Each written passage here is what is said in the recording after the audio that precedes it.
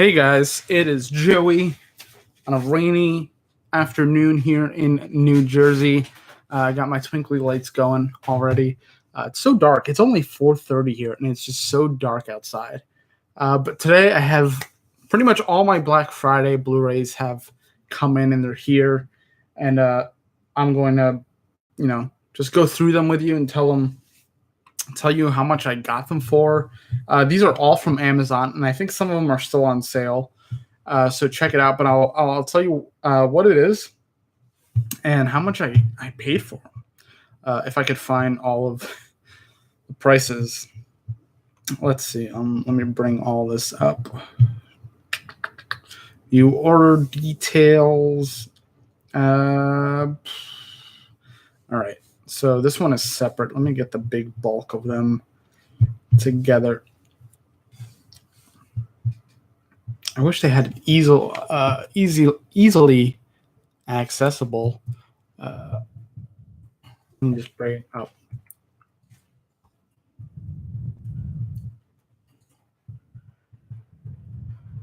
Bring up the site, and we shall hit the road with this. I thought I'd just do sort of this sort of off the hinge stream, not like my other streams where it has like sort of a build up and an announcement at all. But all right, so I have these. I have it up, and let's get into it. So first, I'm gonna start with actually. Okay, so these two, as if you've watched this channel for more than 5 seconds, you know I love the Cloverfield movies, and so I saw that they put them out in 4K a couple months ago, but I didn't want to pay full price for them because I already had multiple versions of these movies. But they dropped Cloverfield and 10 Cloverfield Lane on 4K, and I have an Xbox One S, which I found out really late in the game, and I felt super ridiculous for not knowing this, but the Xbox One S plays 4K movies. So now I'm starting my 4K collection, and of course I don't know how many versions of Cloverfield I have on Blu-ray or DVD. I had pretty much every incarnation except VHS for Cloverfield, but now I have the 4K and 4K 10 Cloverfield Lane, two of my favorite films of all time. And now I own them 4K. They're beautiful in 4K. I watched 10 Cloverfield Lane. I have not watched Cloverfield yet. I don't know how well it translates to 4K because this came out in 2008. So I don't know where the technology was. I was still a young lad and I wasn't in the game yet. So these were both like $10, which is great for 4K. And I couldn't say no. I just like looking at them. This one's kind of shiny. All right, next one it was just released on Blu-ray not too long ago, but it was a movie I used to watch as a kid, and I know a lot of kids that were kids in the 80s really like this movie. Adventures in Babysitting. Ted Belcher says I'm in Cloverfield. Okay, watch it. Yeah, watch Cloverfield. Seriously. It's one of my favorite movies ever.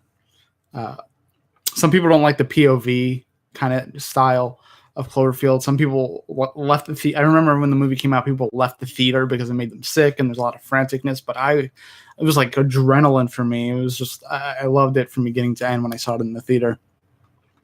But Adventures in Babysitting came out in 1987, I believe, or 86. But this is a really fun movie.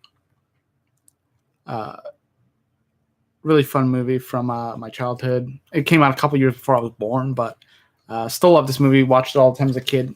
I had to pick up the Blu-ray. Ted says he was on set with the monster prop. Oh man, if only I could have been there.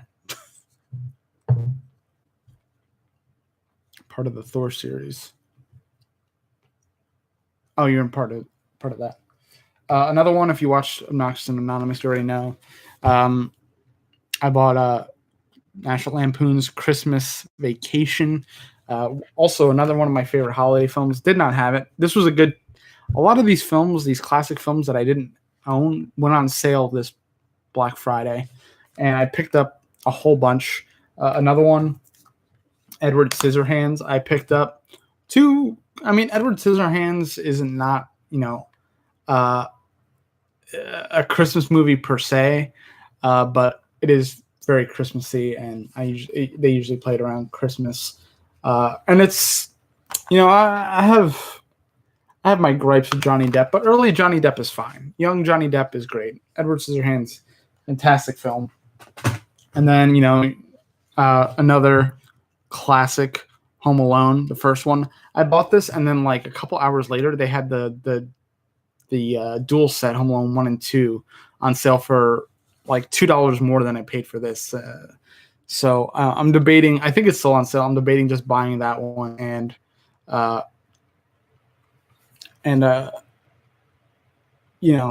just leaving this as a family kind of thing. Just leave it and have the twofer. But one of my favorite all-time movies. The second one is better, in my opinion. I love the second one because it takes place in New York.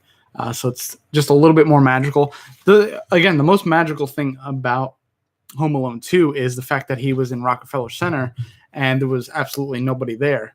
I don't know if it was different in the 90s when they filmed this and it was not as crowded. I doubt it, but that's the part of the movie where I have to suspend most of my disbelief. Empty Rockefeller Center around Christmas. I guess it was Christmas Eve or Christmas Day.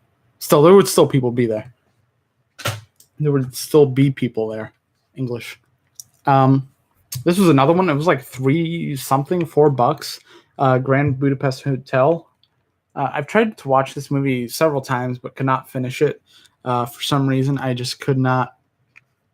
Either I watched it like on a day where I was really tired, or I don't know. I figured I'd buy it and give it another shot since it was $3, less than I would have paid for a rental of something back in the day. But I do like Wes Anderson films. I have the Criterion Fantastic Mr. Fox behind it. That's my favorite one. Fairly new movie, Sicario: Day of the Soldado. I watched the first one. The first one was directed by Denis Villeneuve, who did Arrival, the new Blade Runner. The first one was great. The second one was not directed by him. Who directed the second one? Let me see.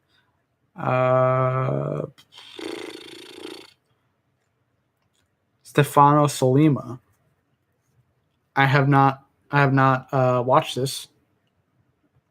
I don't know if it's any better or if it's not as great as the first one, but I really liked the first one. It was intense. I do kind of like these movies, and Josh Brolin and Benicio del Toro play like these fantastic sort of, you don't know if they're good, but you don't know who they're working for. You don't know what their intent is except to destroy with a purpose, I guess. But I'm excited to dive into this one. And now here's Slick. And here's another one. One of my favorite comedies of all time. Beverly Hills Cop. Now, if you guys follow me on Instagram, or if you saw that Twin Peaks, what's happening in the Twin Peaks community video I did the other day, you'll have a slight hint about how much I love Beverly Hills Cop. Axel F is a banger. Axel F is one of the best songs ever, and it's from this movie. Axel Foley is Eddie Murphy's character, if you did not know, which I'm sure most of you know. But yeah, I had to get this one because I did not. I don't think I ever owned this movie. I don't think I had the DVD either. I just usually catch it when it comes on TV. And now this one was a must buy this Friday. The Nightman Cometh says Beverly Hills Cop 2 is my favorite of the. That's a fantastic. I need to get both of them. Ted Belcher is why is he from Detroit? I wouldn't want to be a cop in Detroit, if you ask me. Um, oh well, yeah, I guess he is from Detroit, and he gets. That's right. Never mind. Forget it. Forget it. I just caught myself. Um, Men in Black trilogy. They put this out on 4K, but I felt like I didn't really feel like paying $40 for the Men in Black trilogy, especially when it's really only the first one that's good. The third one was basically a huge ad for Burger King. There was a lot of Burger King in it. That's all I remember. Burger King was having the toys. They had a huge campaign with Burger King when the third movie came out, and that's kind of the only memory I have of the third one. Uh, yeah, Nightmare Cometh. I like 3 despite the product placement. Exactly. That's all I remember from the third one was just like the gratuitous product placement, specifically Burger King. That was kind of just like grotesquely all in that entire movie. Second one was pretty good, but the first one, is golden. Men in Black trilogy. I think it was like $10 for all 3, so good price. And now for our last one, this was like $3 on Amazon, which was bizarre because it's still a fairly new movie. But Spider-Man: Homecoming, very new movie. I mean, when it came out last year, most movies don't really go under. I guess now Blu-rays or whatever, they're trying to get people to buy Blu-ray still, so they're see when you order from Amazon, they always come like crumpled like this. Like this one even has like the back broken. Probably should just tell them, but it was also $3, so I should probably shut my overprivileged mouth about a little crack in my $3 Blu-ray case. Ted says my last Blu-ray was Judge Dredd. I think that's actually on sale now too. Blu-ray.com is a great place to go for Blu-ray deals. Nightman Cometh says no one likes physical media these days, which is great for collectors like us. I agree. My friends are like, "Why? You're dumb for spending your money on Blu-rays when you could stream everything." And I'm like, yeah, I like the Blu-ray, I like the physical, and then you get the digital copy a lot of the time with the Blu-ray too. It's just like kind of a nice thing. I still get CDs sometimes. I buy vinyl. I still very much like the physical format, but people are trying to minimize their life in their junk, which I get. More power to you, but I like the collecting. Ted Belcher says, "Do you watch ultra wide?" I stream out an ultra wide 21:9 movie ratio. Depends on the film, I guess. 21:9, isn't that like? Should I be making these motions on a live stream?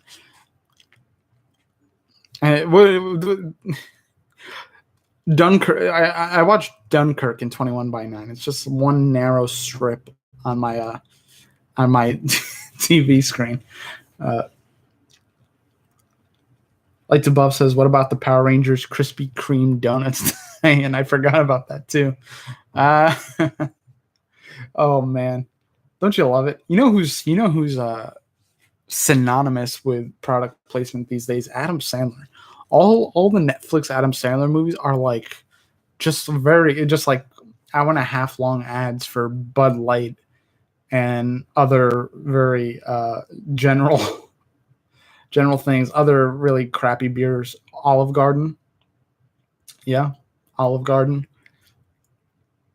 Olive Garden is a big one. Olive Garden. I watch this show called Office Hours, and they actually sponsored, and it's a show about like sort of pop culture and video games and tech and stuff like that. And Olive Garden sponsored them. Did a whole sponsored stream with them. They did an ASMR Olive Garden stream with them. It was fucking bizarre. I don't know what Olive Garden's deal is. They're trying to get into influencer marketing, and it's really bizarre. But more power to them. Nightman Cometh. Papa John literally being in Ghostbusters 2016. Oh God. Fake Olive Garden advertisements is a thing. Man, now we should do a video about like the best or the most gratuitous product placements in films. Not even when they're tongue in cheek about it, like Wayne's World, but like when it's like almost unwatchable because of the gratuitous product placement. I think that would be a cool video. Lights Above says Long John Silver should tie in with Pirates of the Caribbean. Yeah, let's just go get some what's it called? Fish and chips. Jack Sparrow just hits up his local grocery and buys some Long John Silvers, or Joe's Crab Shack. Jack Sparrow hits up Joe's Crab Shack and buys their I forgot. Whenever I go there, and it's that place is expensive for what it is. I get this like big shrimp dish. Shrimp has come up so many times today. It's ridiculous. Nightman Comment says the Franchise Wars and Demolition Man, when they go to eat at Taco Bell, would be a finalist in that contest. Yeah, I think of that one, and I think of Wayne's World. They were very tongue in cheek about it. And there's that movie Food Fight that's god awful. That's basically just one long ad. Maurice says season 3 of Twin Peaks had actually some product placement. Mercedes, Rolex, Skype for sure. Mercedes for sure. What was the gas station they went to? Because that seemed like, it was a very nice shop, but it seemed very product placement. But I guess that's how they got enough money to work with Lynch. They're probably like, okay, we'll give you what you want, but we have to have these things in it. These people are pay to be in the show, which is how they got the money to fund that whole 18 hours.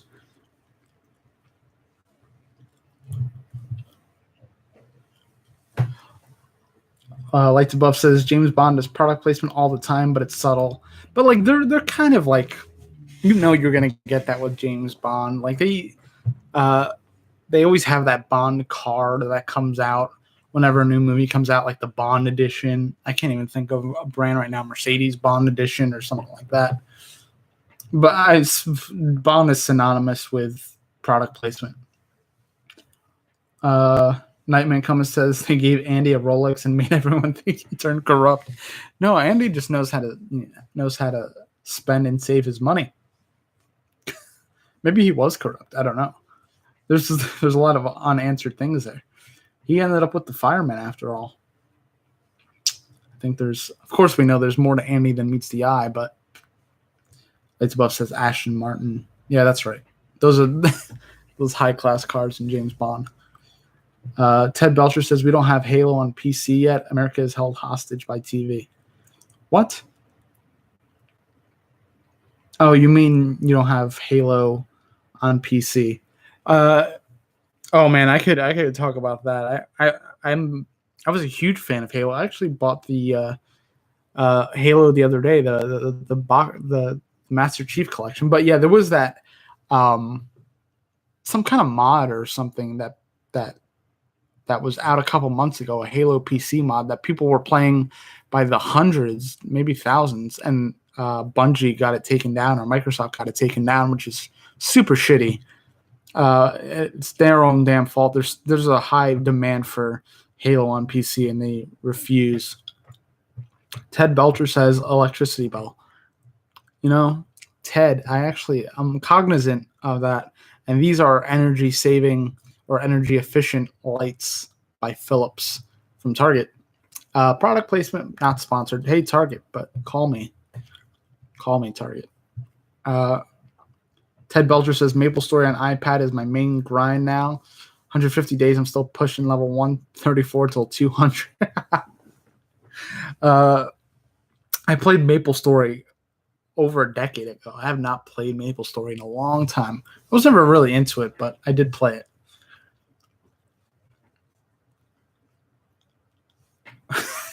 The Nightman comment says Target sponsor this man. I agree. We need some big corporate sponsors up in this. I need more product placement. So I could quit my day job and just talk about Target all day and do Target hauls. That would be great. Target Blu-ray hauls. There we go. We have a hookup right there. Target, let's work together, do some Blu-ray hauls. We'll be all good.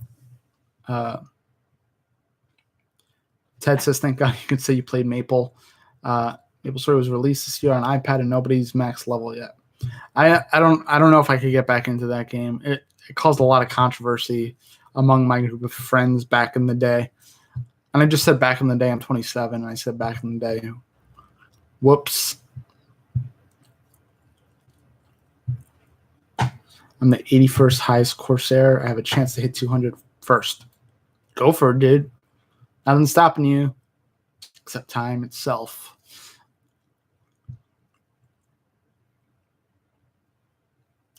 The Nightman comment says, "What was your Twin Peaks community video about Cameron?" I didn't see it. You could skip it, the Nightman comment. It was kind of a trolly video. It's just me playing Axel F with We Live Inside a Dream kind of overlaid over it, and then John Justice Wheeler gifs on top of that. It's kind of a mess of a video, but that was just my feelings at the moment. I'm like, oh, this is very silly, all the stuff going on. So I decided to make this video to kind of let my emotions out in a stream without actually speaking about stuff. So yeah, that was all. Let me bring them back up. Now they're all in disarray. I actually have Akira coming as well as part of my Blu-ray Black Friday haul. So I don't own Akira, but here's the cross section of all these new Blu-rays that probably cost me altogether less than $50 for everything, which ain't bad. Maybe less than 40 even. They were all less than $10. Probably less than 50. Like the Bub says, it's insane. Oh, it was insanity. All right. I should do more streams like that. No, just like mood pieces with Twin Peaks gifs and copyrighted music. Ted Belcher says, "I was buying NES games for 10 cents to $1 each in 97. Oh man. I need to make a video about this because it drives me. It's mostly my fault, but it drives me insane that not even 10 years ago, you could go like to a flea market or some kind of thing like that and buy N64 games or GameCube games or NES games or like Sega Genesis games for like nothing, almost nothing 10 years ago. And now if you go to those things and try to buy those games, these people are selling it for like $25 to $30 a piece, if not more. And I wish like I wasn't so broke as a teenager because I would have had a beautiful collection of vintage games. But now everybody like kind of knows what things are worth, or they're worth now because everybody's kind of getting back into their childhood and trying to re-up on all these old games. And now it's like insane. And it gets me upset because during the summer, I went to several flea markets, tried to buy Mario Tennis for the N64, found somebody with it, and they're like $30. I was like, you're nuts. Not even 10 years ago, I probably could have copped that game for maybe $6. But $30 for a used Mario Tennis on N64? No thanks. I would love to have it, but no thanks. Ted worked at Blockbuster. RIP. A lot of the DVDs I have are from when Blockbuster went out of business. I bought like 20. Nightmare comment says garage sales were my shit when I was a kid in the 90s. I bet. Damn. Japan wants them all back. Ted Belcher says they're rebuying their N64 stock. Nightman comment says, I left my original Sega Genesis and all my games in a box in the garage and eventually had to throw it all out. Oh, God. That hurts. That hurts, Ted. I mean, Nightman.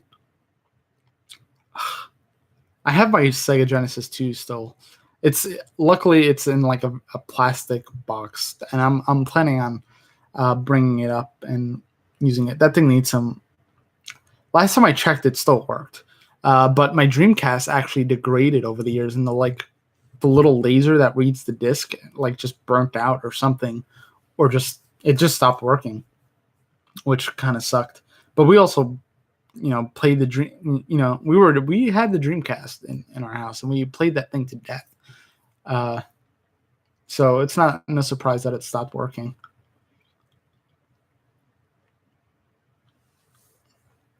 Ted Belcher says because Blockbuster Photo copied the guide. Oh.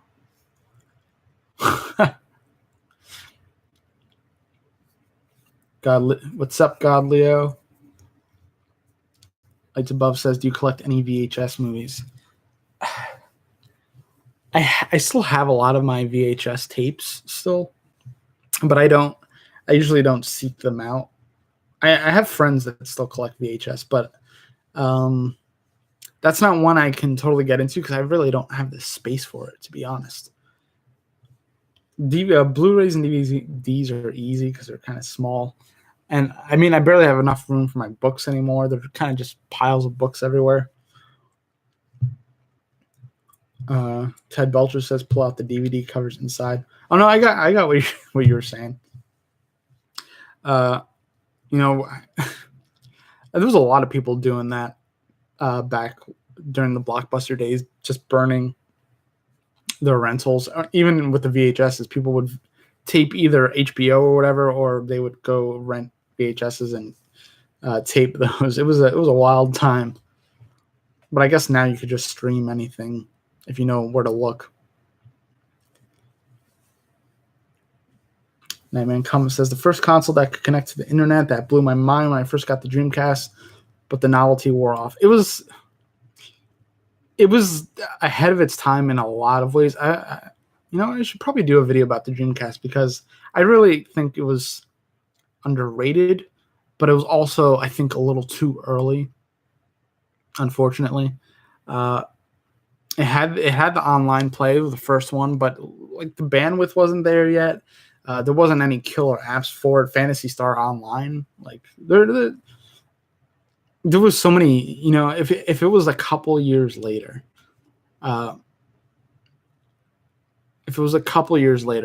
would have done better, I think. But I think it was just like too early. There was a lot of great games on it.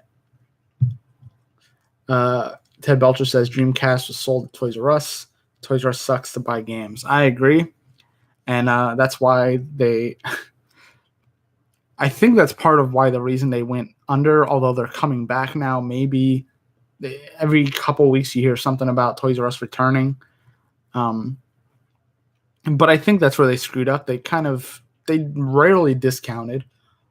Their tech section was lacking a lot. There was no discounting. They were overstocked. They didn't really promote very much. Their online was kind of shitty. So Toys R Us was just a mess. And Amazon came along and Walmart came along, and a whole generation of kids kind of like grew up not really going to Toys R Us and getting their toys from either their parents ordered online or they got them from Walmart or Target. But then like Toys R Us kind of just became like not the name synonymous with a lot of kids in a lot of kids' heads for, this is where I'm going to get my toys. It became, I want to get this at Walmart. Like your parents take you to Walmart or Target to get your groceries and other things, and you go to the toy section.